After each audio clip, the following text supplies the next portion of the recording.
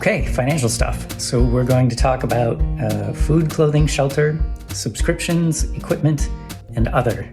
So just going over decisions that I made, that you made, that we collectively made about these things that deal somehow with finances. So food, this week I bought stuff to make smoothies because I'm trying to be healthy. And blueberries, bananas, pieces of lettuce, they don't taste good, the things that I'm making, and they aren't particularly cheap.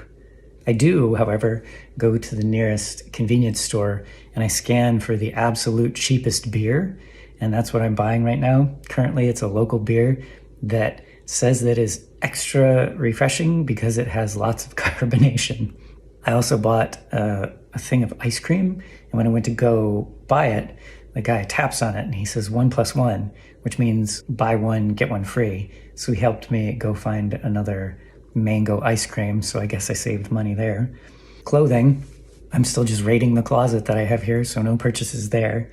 Shelter, I'm staying with a friend, so she is very graciously letting me stay in one of her extra bedrooms, so no big financial hit there. Subscriptions, now this is a good check because for you also, subscriptions can be a big chunk of your monthly budget, and sometimes, depending on what you do during the day, the week, the month, you can lose track of them. For example, I bought 4 different Chinese learning apps just to kind of test them out, but I bought the year-long subscriptions, and it turns out that one of them is valuable. And so that's the one. If I say, I have a language learning subscription, it's that one. And so I have been spending a half an hour a day with Pimsleur. I'll put my headphones in and take a half-hour walk around the neighborhood and listen. And language learning is a funny thing. You learn a certain way when you're a kid because of immersion, and then everybody says, learn Portuguese in this long, learn Spanish in this long, learn Chinese in this long. Do immersion. This is what I did. Make friends. Use this app. And I think it's more personalized than that. Different people learn in different ways. And I tried having a language tutor in Brazil. 1 hour once a week didn't do much.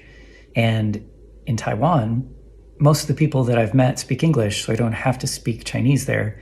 And in Korea, the person I'm staying with speaks English, but the rest, very few people speak English.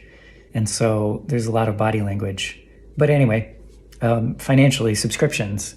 I've been using Pimsleur every day. I bought a new app called Sleep Track. I turn it on, put the phone by my bed, and it tells me when I go through all my sleep phases. So I got that about 4 days ago.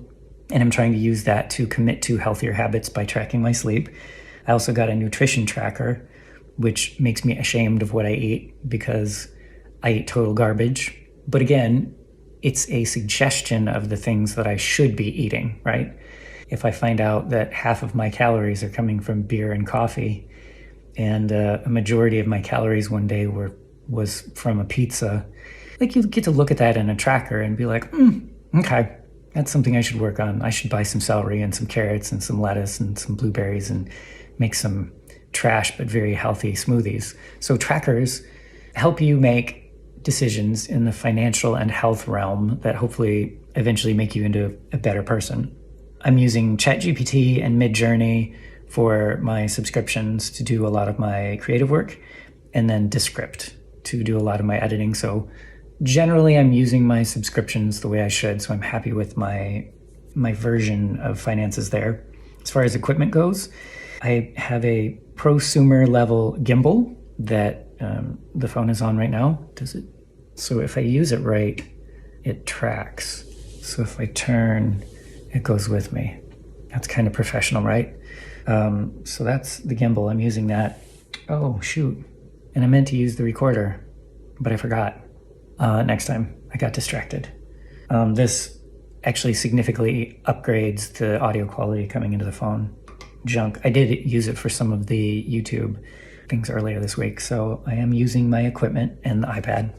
I'm doing artwork and creative stuff on here. So other financial stuff. I'm still working on aiming to get more Patreon subscribers. That I want to be my primary income eventually.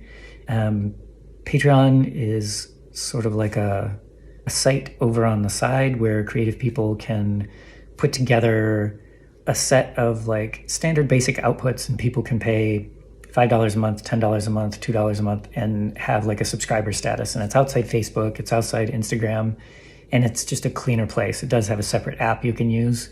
And for example, if you subscribe to my Patreon, every time I post something for subscribers, you can have it go to your email. So it's a nice way to keep in touch with your favorite creators that are using that platform, as well as supporting them. So if you are one of my subscribers, thank you. If not, you can check that out. My content channel is called Ink Trails, The Art of Wandering. I also tried experimenting by opening up a WooCommerce page on my website. I enjoy website stuff. I've done basic personal designing since 2003, and every new iteration of WordPress or updates on the internet, I make a website just to see. And so I made another one, and I decided to add this WooCommerce page. So I spent a good chunk of time yesterday setting up a new email for a new PayPal account, because it needs to be a business account, even for testing. And so that'll be fun. I can sell stuff through the website and also have Patreon subscriptions available through the other app. I am learning Tai Chi. It's a big part of my story in Taiwan almost every day for more than a year now. And one of the latest things that my group has been doing is learning the Tai Chi sword. So I have my little plastic retractable one that I practice with in the living room here. And I love it. It's like very calming. And the teachers are very good. When I was there in Taiwan, I was learning face-to-face, but they also make videos. And so every few days I look and see on their group and watch how they're working on the next section of the sword format. But plastic, it feels a little silly. And so I found a wooden Tai Chi sword that I could buy, and it'll get shipped here on Saturday. So those are the fun things that make stuff worth it. So if you can imagine me in a living room, just sort of flinging around a wooden sword and a plastic sword, it's fun, it's healthy, it makes my brain happy. Stuff like that is a good time. I bought 2 harmonicas in order to do custom music for creation channels. I don't know how to play the harmonica, but now I have them. We got them on sale, a pair of them for like $7. Urim and I drove to meet like a secondhand seller in front of a restaurant, and he came out in his pajamas with a little brown bag and brought out the two harmonicas. And I set up an appointment for my first one-on-one Paradox Process Facilitator meeting. I'm getting my Paradox Process Facilitator certification. It's like a 6-month program, and then I will be qualified to do some paradox process therapy, which changed my life going through it. And so now I'm going to learn how to do it to help other people. So that should be in about 6 months. And I booked my second practice session with someone, because I'm supposed to be doing kind of during the training practice sessions with people with what I'm learning. And so I have one with a friend of mine this weekend. So that was, I just went through about 10 minutes of loosely related financial stuff. And remember, my word of the year is alignment. So I want my daily actions and daily decisions, including financial decisions, health decisions related to finance, work with alignment. And I feel particularly aligned, like I'm doing good things and I feel good about it.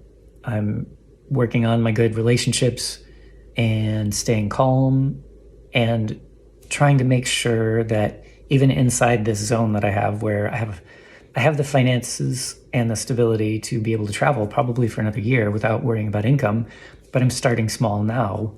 So one, in about a year, I can kind of get back into the real world of finances. And 2, if anybody's with me on this journey that I started on January 1st, if you want to make any financial decisions, or you want to try experimenting but don't necessarily have the time that I do, you can follow along with the stuff that I test and, make your own WooCommerce page. I can give you random information about the struggles that I had. So, Find Financial Friday. And tomorrow is Saturday. Tomorrow is Cinetic Saturday. So we'll see what kind of creativity comes up then. Thanks for joining.